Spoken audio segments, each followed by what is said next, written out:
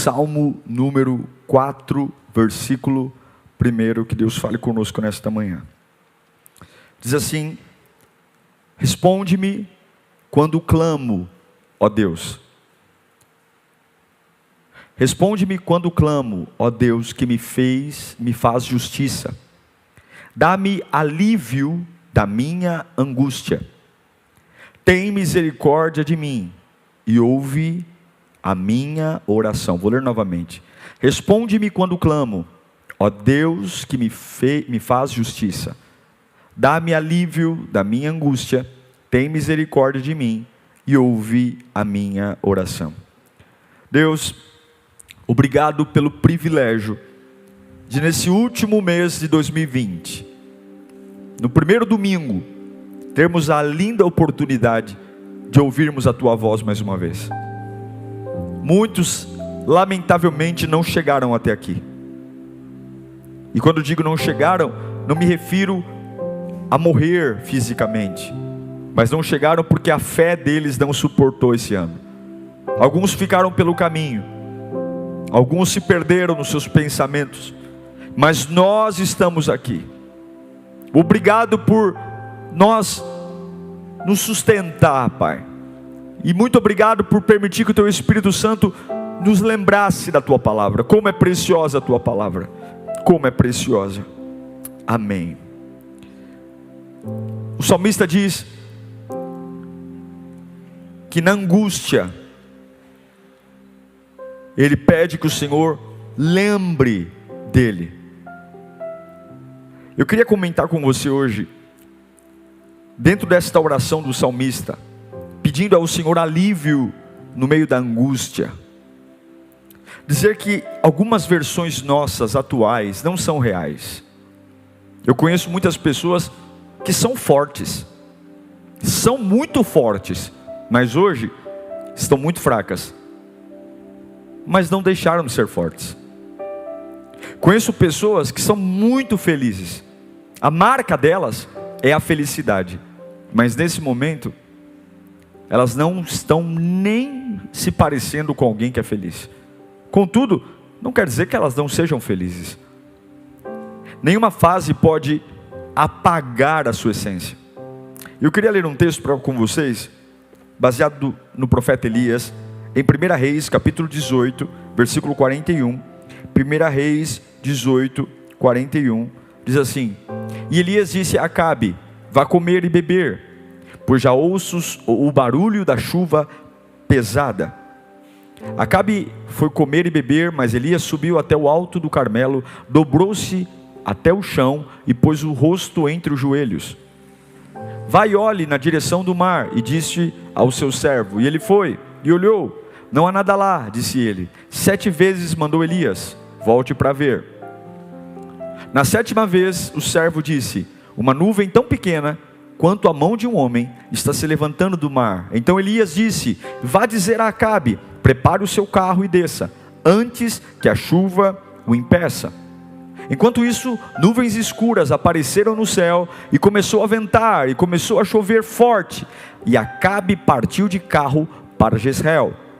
O poder do Senhor veio sobre Elias, e este, prendendo a capa com um cinto, correu à frente de Acabe por todo o caminho de Jezreel. O capítulo 18 de 1 Reis mostra Deus chamando o profeta Elias, dizendo a ele que ele deveria encontrar o rei Acabe, porque Deus mandaria chuva novamente. Por conta da incredulidade do povo e da dureza do coração, durante 3 anos e meio, Deus impediu que chovesse em Israel. Mas agora Deus queria fazer chover de volta. E Deus manda Elias buscar o rei Acabe. E ali é proposto, em cima do Monte Carmelo, um desafio. O profeta Elias dá um recado para o rei, dizendo: me encontre no Monte Carmelo, com os seus profetas de Baal, e o Deus que responder com fogo, seja o meu Deus, ou seja o Deus de vocês, Baal, esse é o Deus verdadeiro. Era um desafio de vida e morte. O Deus que falhasse, aquele que o clamou seria morto pelo adversário. E aí você sabe, quando Elias ora, o fogo desce. O fogo cai, lambe a água. Elias tinha colocado água sobre o seu altar, madeira, tudo, até as pedras, são consumidas pelo fogo da oração de Elias. Todos ficam chocados, até mesmo o próprio rei Acabe, por alguns instantes, reconhece que o Deus de Elias é o Deus verdadeiro.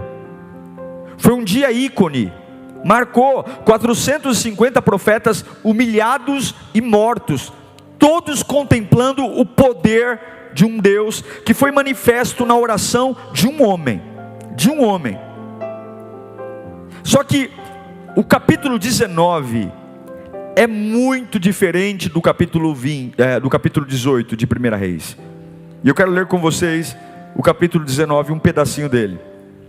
1 Reis 19, versículo 1, diz assim: Ora, Acabe contou a Jezabel tudo o que Elias tinha feito, e como havia matado todos aqueles profetas à espada.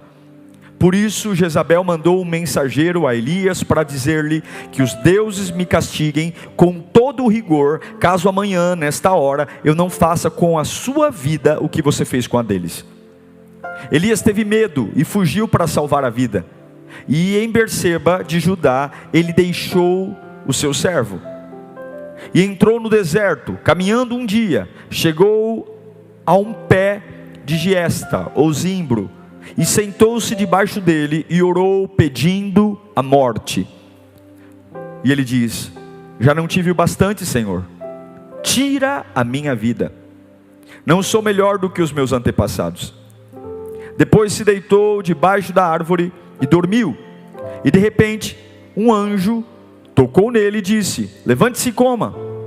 Elias olhou ao redor, e ali junto à sua cabeça havia um pão assado sobre as brasas quentes, e um jarro d'água. Elias comeu, bebeu e deitou-se de novo. O anjo do Senhor voltou e tocou nele e disse: levante-se aí e coma, pois a sua viagem será muito longa.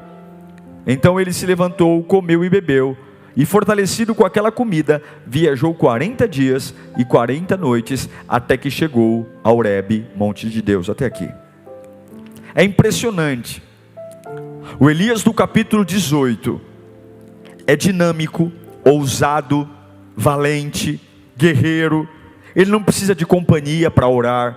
Ele enfrenta 450 homens sozinho.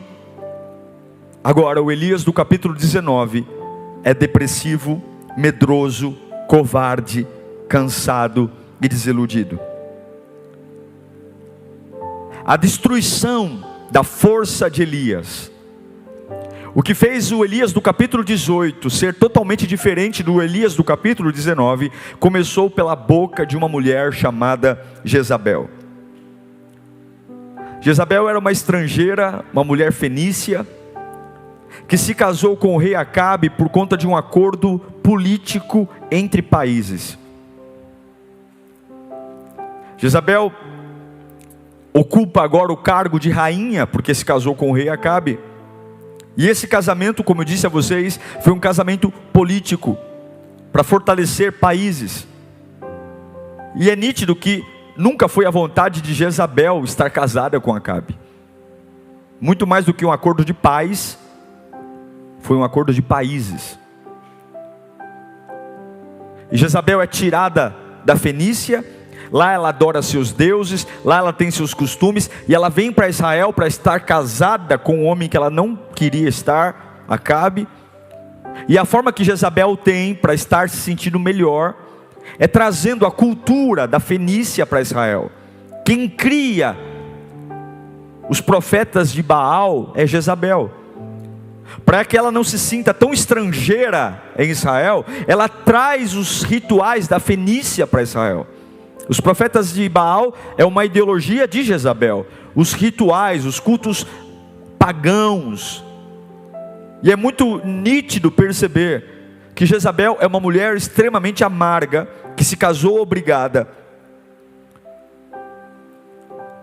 E agora nesse desafio de Elias contra os 450 profetas de Baal, quando Elias ora e o fogo de Deus cai, e logo em seguida os 450 profetas são mortos à espada.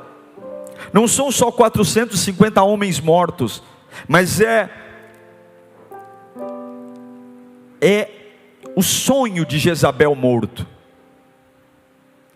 Aqueles 450 homens serviam a ela.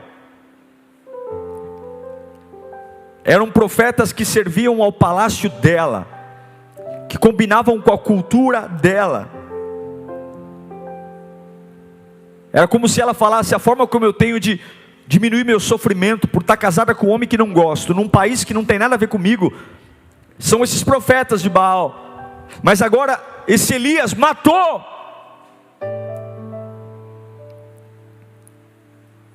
E aí ela libera uma palavra.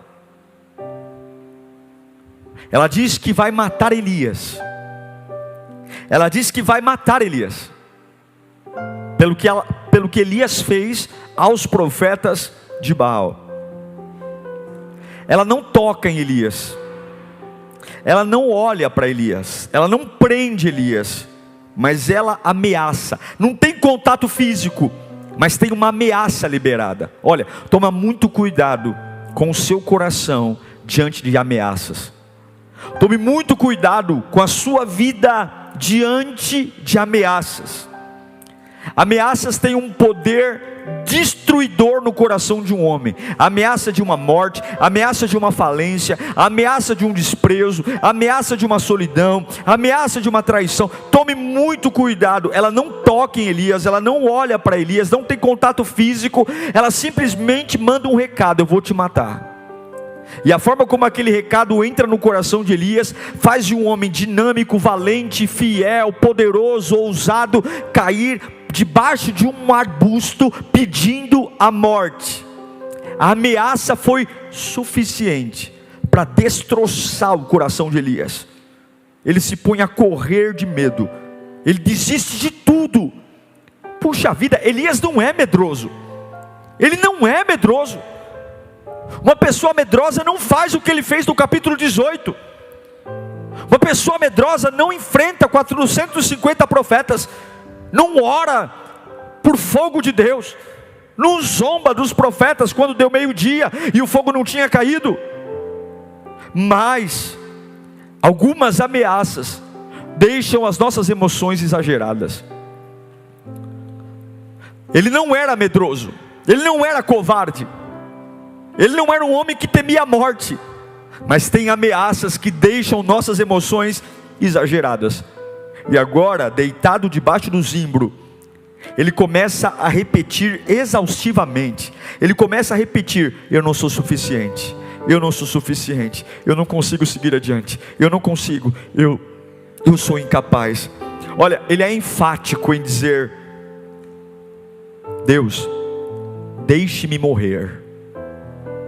Ele é direto, não tem rodeio, ele fala abertamente: deixe-me morrer, eu quero morrer, acabou, eu estou sozinho.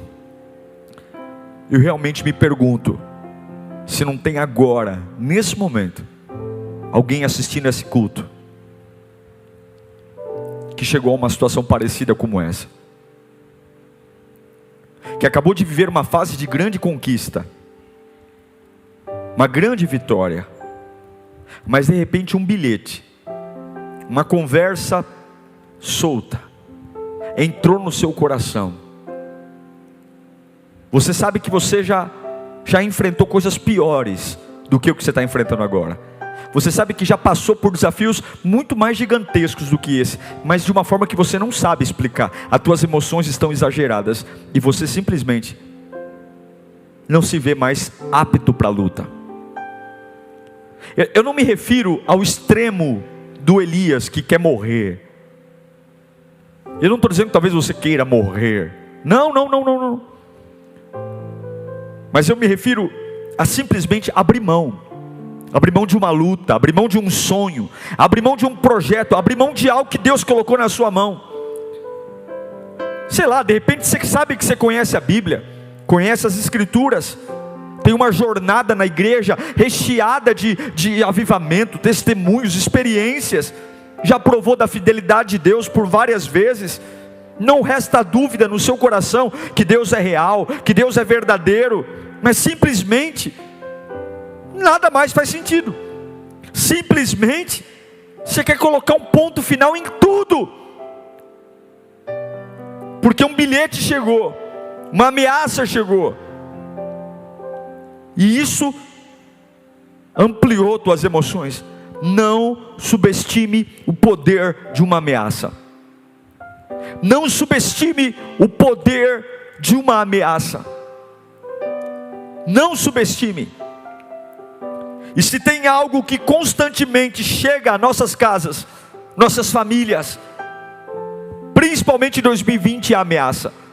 É a ameaça da segunda onda do Covid, é a ameaça de redução de postos de trabalho, é a ameaça do comércio fechar, é a ameaça da vacina demorar, é a ameaça da instabilidade emocional das pessoas, é a ameaça de famílias entrando em crise, é a ameaça do divórcio, é a ameaça do abandono, é a ameaça do remédio não fazer efeito, é a ameaça de não conseguir me manter firme diante daquilo que é assumir compromissos, é a ameaça das dívidas, é a ameaça do nome sujo. Quantas ameaças? É a ameaça do esfriamento espiritual, é a ameaça. Uma coisa é uma ameaça que está no Jornal Nacional, no Jornal da Record, uma ameaça que eu vou na manchete da banca de jornal e vejo, há uma previsão dos economistas, há uma previsão do cenário político. Agora uma outra coisa é quando a ameaça está dentro de casa, quando a ameaça está dormindo na cama ao lado, é quando a ameaça está no meu convívio, está na minha frente.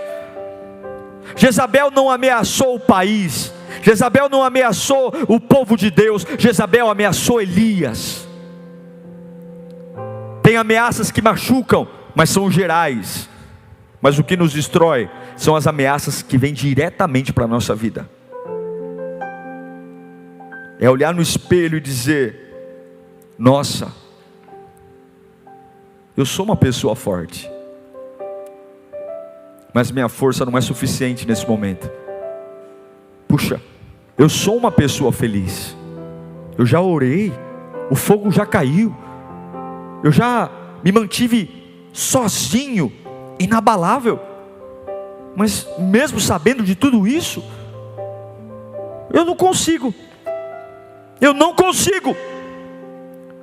porque tem hora que a ameaça desperta dois inimigos terríveis: a pressão e a ansiedade.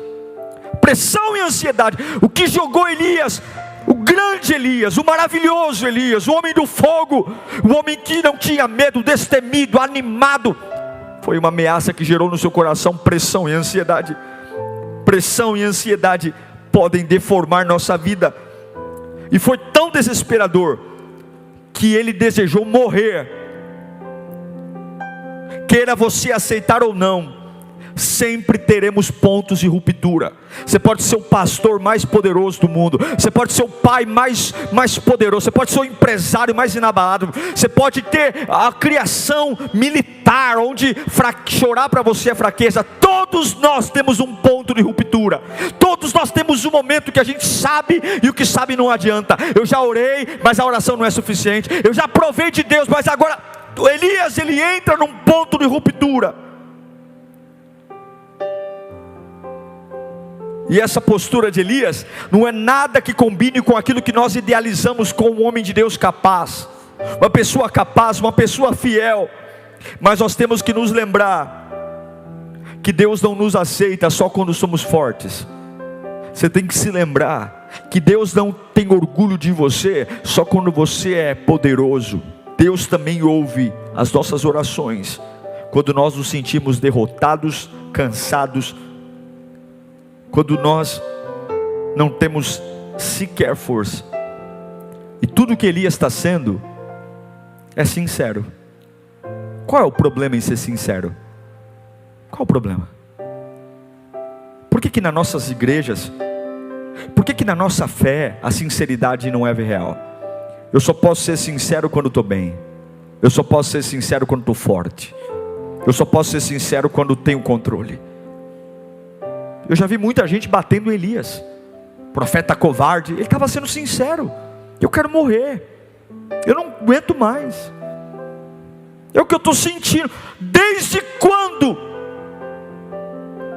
é errado dizer para Deus o que eu sinto?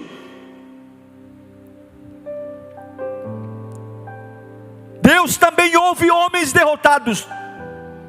Deus continua ouvindo homens que até ontem pregavam cantavam, oravam por fogo, e Deus continua ouvindo esses mesmos homens que hoje querem morrer. Eu não sei se você já passou por isso. Você está bem, você está forte, você está firme, e de repente, de um capítulo para o outro, você está num lugar estranho, sentindo algo estranho e vivendo um momento estranho. Já passou por isso? Você está bem, está tudo em ordem, de repente você acorda, você está num momento estranho, sentindo algo estranho,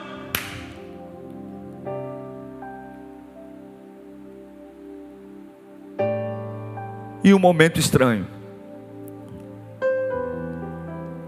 Esse é um conflito pesado, mas é isso que Elias está vivendo. O discurso melancólico. E eu quero te fazer uma pergunta. Vem aqui perto aqui. O que você faz?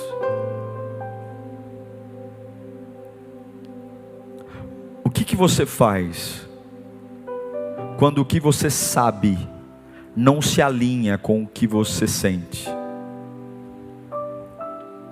O que você faz quando o que você sabe não combina com o que você sente? Você sabe que Deus é maravilhoso, você sabe que a oração pode tudo, você sabe que a adoração transforma, você sabe que Deus é fiel, você sabe, mas você não sente nada disso. Você não sente que Deus vai te ajudar, você não sente que o teu louvor muda nada, você não sente que a adoração é poder, você não sente. É o que Elias está vivendo.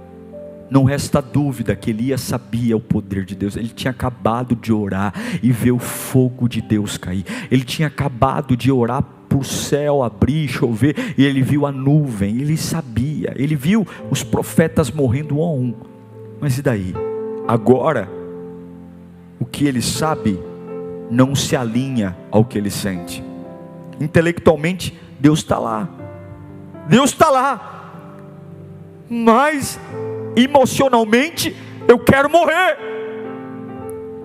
Minha cabeça sabe que Deus existe, mas eu quero morrer. Minha cabeça sabe que Deus é vivo e real. Eu já li sobre isso, eu já ouvi, mas minhas emoções querem que eu morra. Ele sabe, mas ele não sente o que sabe. E o que sentimos tem o poder de transformar tudo em realidade.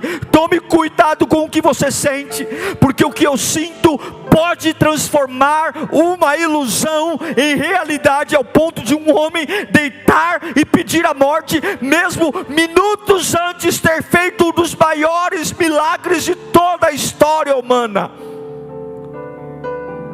Como você consegue voltar a lutar vivendo assim? Como? Como que eu consigo me erguer disso, pastor?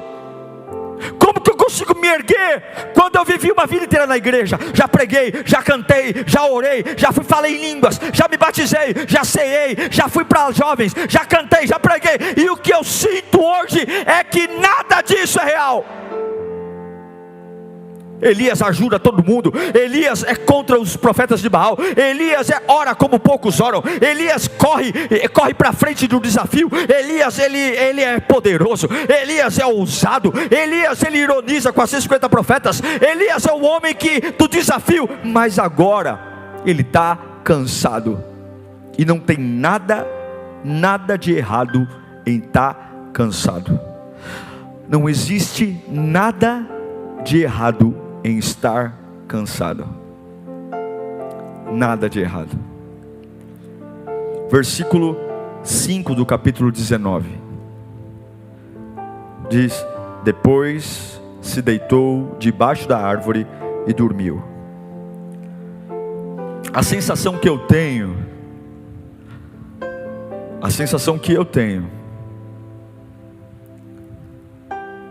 é que é como se ele falasse assim: olha, eu não estou conseguindo acompanhar o ritmo da minha vida.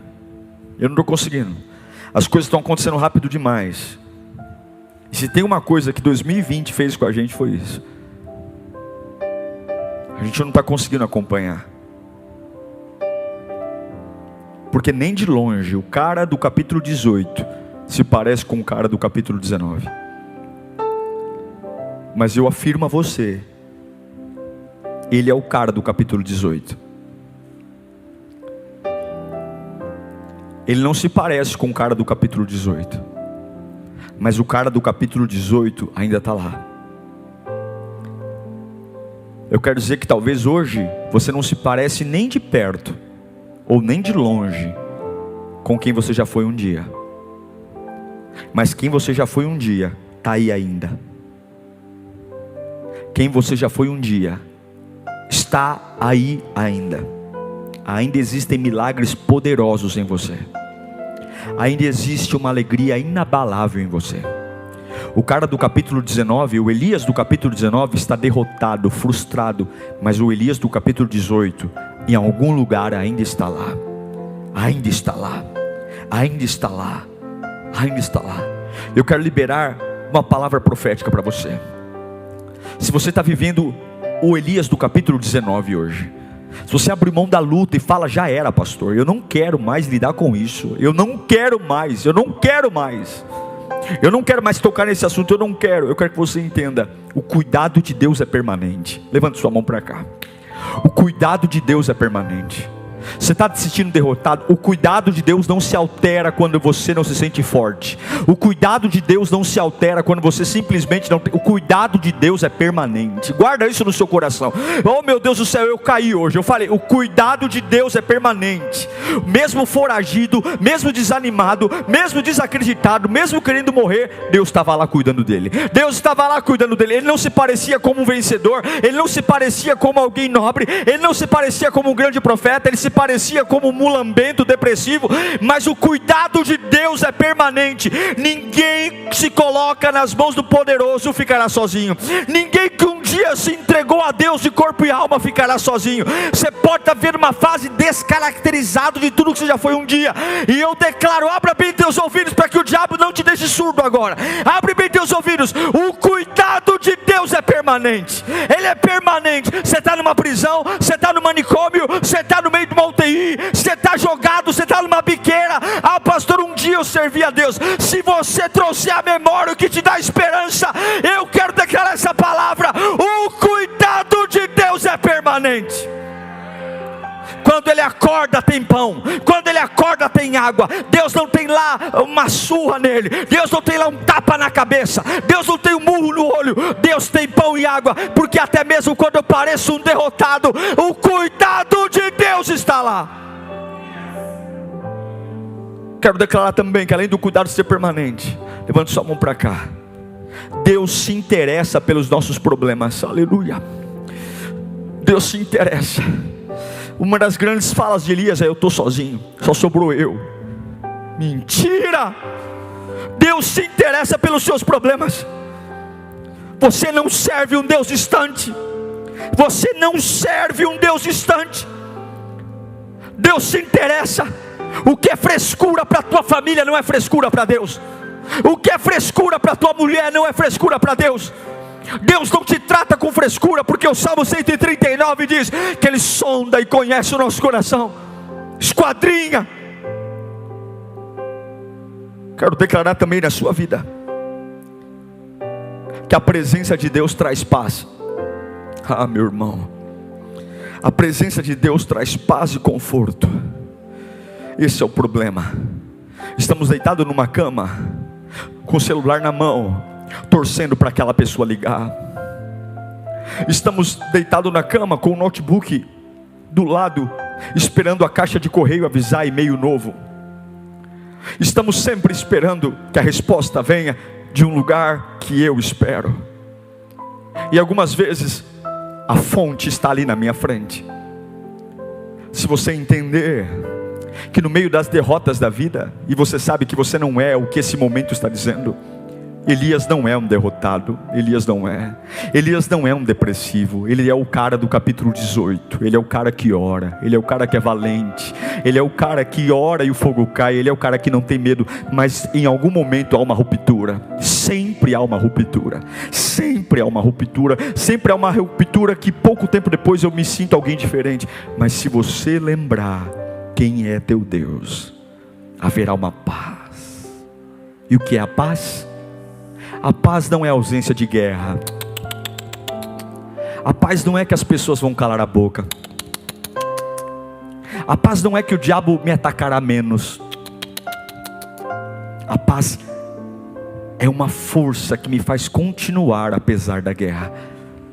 A paz não é que as coisas ficaram mais fáceis.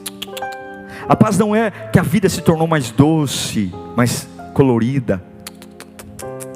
Mas a paz é algo dentro de mim que me põe em pé.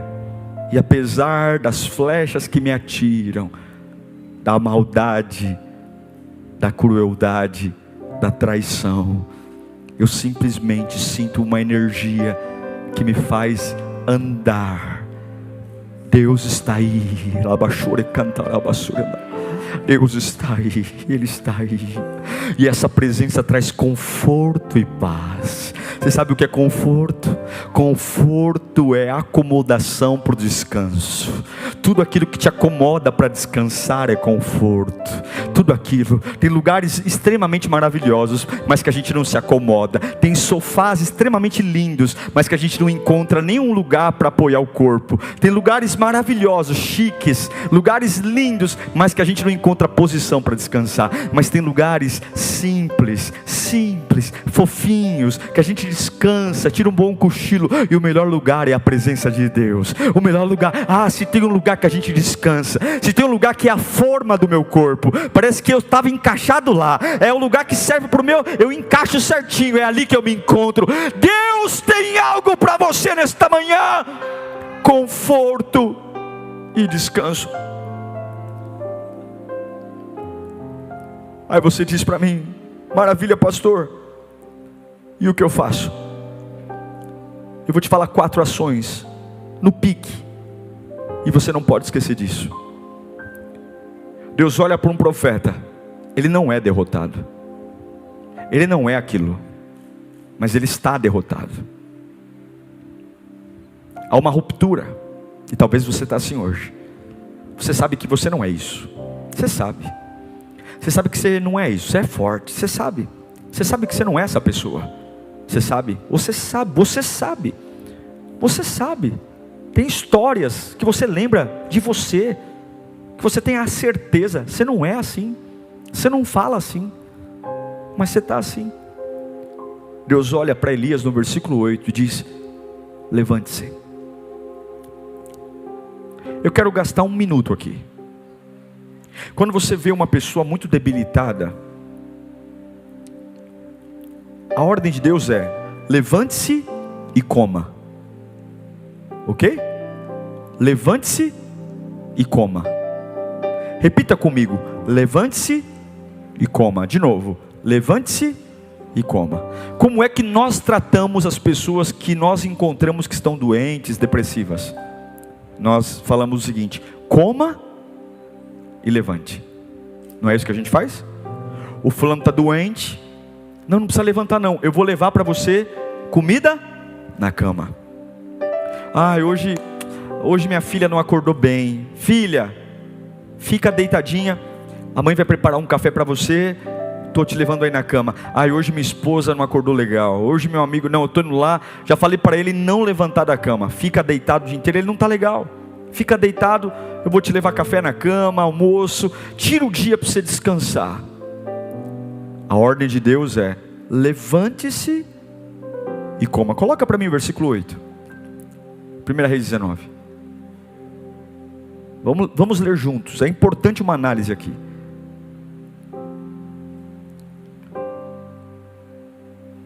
Não é antes. Deixa eu achar aqui.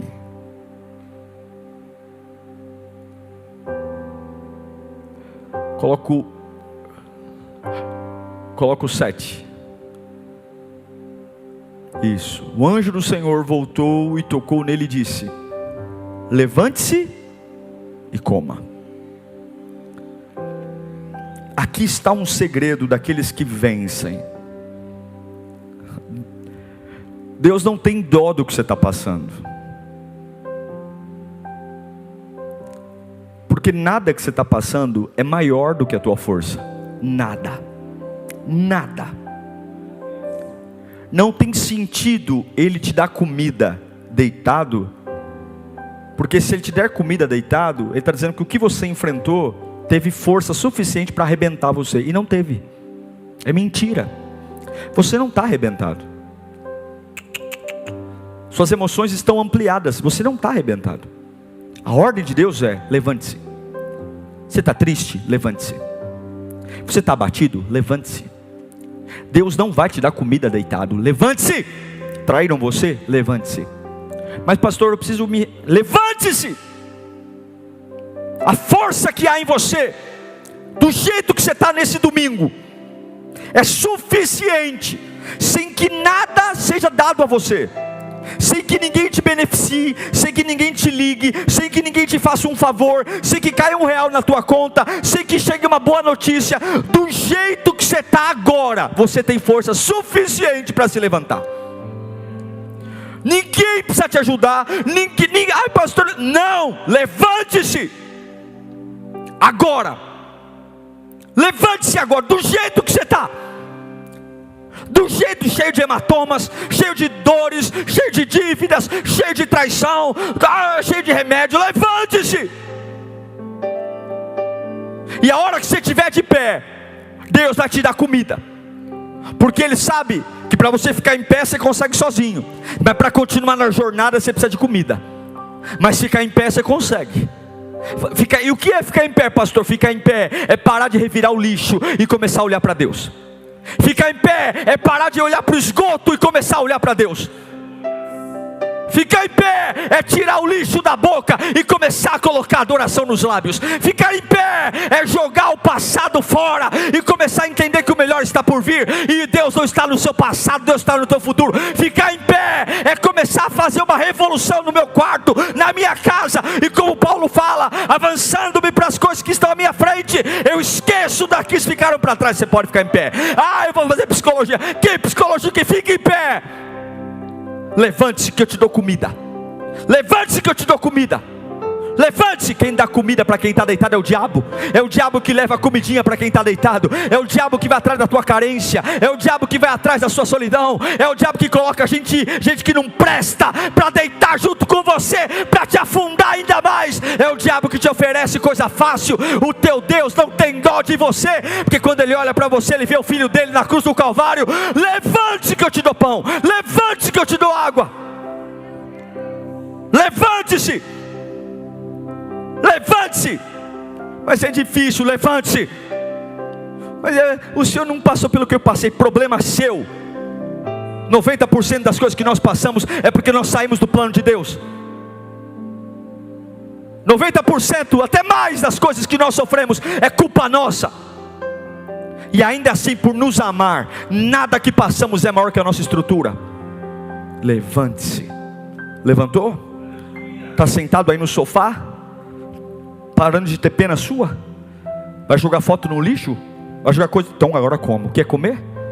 Se você se levantou, haverá pão, palavra, água, unção sobre a sua vida. Essa palavra vai te sustentar. Essa palavra vai ser maior que os desafios. Essa palavra vai ser maior que a sua depressão. Essa palavra vai ser maior que os seus transtornos. Essa palavra vai ser maior que os seus medos. Essa palavra vai ser maior. Essa palavra vai ser maior que as suas dúvidas. E o que é água? É o que Jesus disse para a mulher samaritana: do teu interior fluirão rios de águas vivas. Levante-se. Coma. E agora Ele fala para Elias: caminha. Caminha. Como assim? Mas não, caminha. Se você comeu do meu pão, bebeu da minha água, caminha. O que é caminhar? Olhe para o horizonte. Olhe para o horizonte. Siga. Para de conversa fiada. Quem está ocupado não tem tempo para bobagem. Sua vida está muito ociosa. Quer ver gente dar problema? É gente que não faz nada da vida. Quer ver gente que dá problema? É gente desocupada. Gente desocupada só faz bobagem. Gente com a cabeça vazia só pensa bobagem. Gente sem ocupação só dá problema para os outros e para si mesmo. Caminha. Caminha. Vai andar. Vai sonhar. Vai, Elias, vai. Ainda meio abatido. Vai caminhar. Vai caminhar. vai caminhar. E a Bíblia diz que sabe onde ele vai parar? Ele vai parar no Monte Horebe. Porque quando você levanta, come e caminha, você sempre chega no lugar que Deus tem para você. Quando você quando você levanta, quando você come e quando você caminha, você sempre recupera a sua dignidade. Quando você levanta, quando você come, quando você caminha, o Elias derrotado do capítulo 19 morre para o Elias do capítulo 18 se levantar.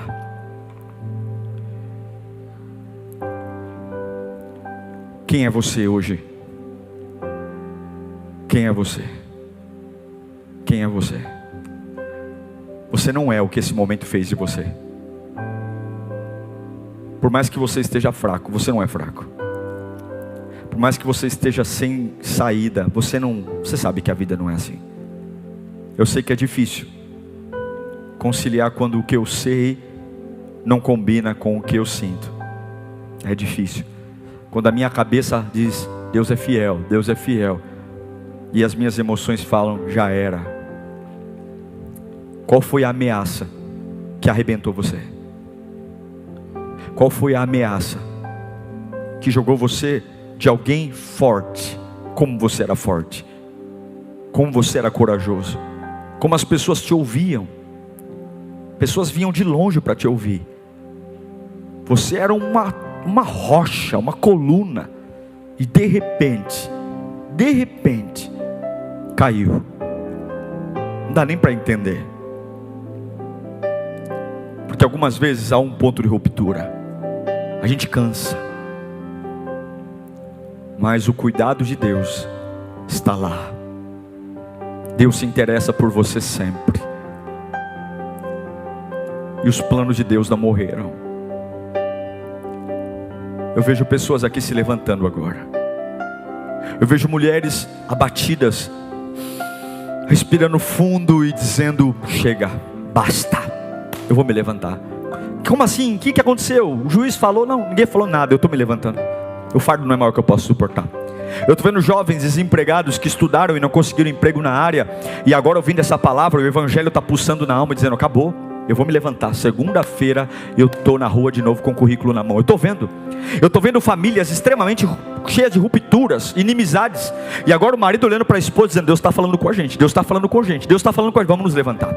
A gente não tem a casa certa ainda, eu não sei como lidar com você, você não sabe como lidar comigo, eu te magoei, você me magoou, mas uma coisa é certa, nós vamos levantar para comer pão e água. Nós vamos levantar. Eu estou vendo crentes que serviram a Deus muito tempo e caíram no pecado, oh meu Deus, se afundaram no erro, mas estão vindo essa palavra dizendo, eu vou me levantar, agora eu vou me levantar, e a hora que eu me levantar, o fogo vai descer, Deus vai me dar pão e água. Eu estou vendo pessoas que estão depressivas, que não se conhecem, nem higiene fazem mais, e vão se levantar, e a mãe vai dizer, o que aconteceu, menina? Essa hora você sempre está deitada, essa hora você sempre está na cama, que aconteceu? Quem que te prometeu algo? Ninguém me prometeu não, eu estou me levantando amanhã, eu estou me levantando, ainda tremendo, ainda com medo, eu estou me levantando, porque a hora que eu me levantar, Deus me dá comida. Deus não dá comida a homens caídos. Levante-se, Elias, e coma. Feche os seus olhos, e Deus está aqui. Deus está aqui, há um poder na unidade, há um poder em orar juntos, há um poder em concordar um com os outros. Volte para a sua luta, Deus está entrando na sua casa agora. Eu creio, irmão, eu não estou aqui fazendo um programa de TV, eu estou pregando o evangelho, e eu tenho certeza que essa palavra está entrando aí na sua casa agora. Essa palavra está mexendo com o seu coração. Eu preciso me levantar para comer, eu preciso. Eu preciso me levantar, eu preciso me levantar, eu não sou isso, eu não sou. Eu preciso me levantar, eu preciso me levantar, eu preciso me levantar. Abachure canta, abachure andalabacá. Feche os seus olhos agora. Você sabe o que está acontecendo dentro de você. Você sabe, talvez você está sentado na sala com mais pessoas. Você não precisa falar alto não, fecha só os seus olhos. Fecha os seus olhos bem discretamente aí. E começa a dizer dentro de você: eu vou me levantar agora. Eu vou retomar minha luta, eu vou me levantar. Eu vou me levantar. A conta bancária ainda está, eu vou me levantar. Eu vou me levantar. A conta bancária está no vermelho, eu vou me levantar. Eu vou me levantar. Abachure canta, abachure andalabacá. Eu vou me levantar. Eu estou vendo gente se levantando pela fé. Eu estou vendo Elias, meu irmão, aconteceu, eu sei que aconteceu, eu sei que para algumas pessoas não é nada, mas para você foi muito. Eu sei que para algumas pessoas é bobagem, mas para você foi forte. Eu sei que aquele recado de Jezabel arrebentou você, mas Deus está aí, Deus se importa com você. Ele está aí, Ele quer dizer: está aqui o pão fresquinho, está aqui a água, mas levanta.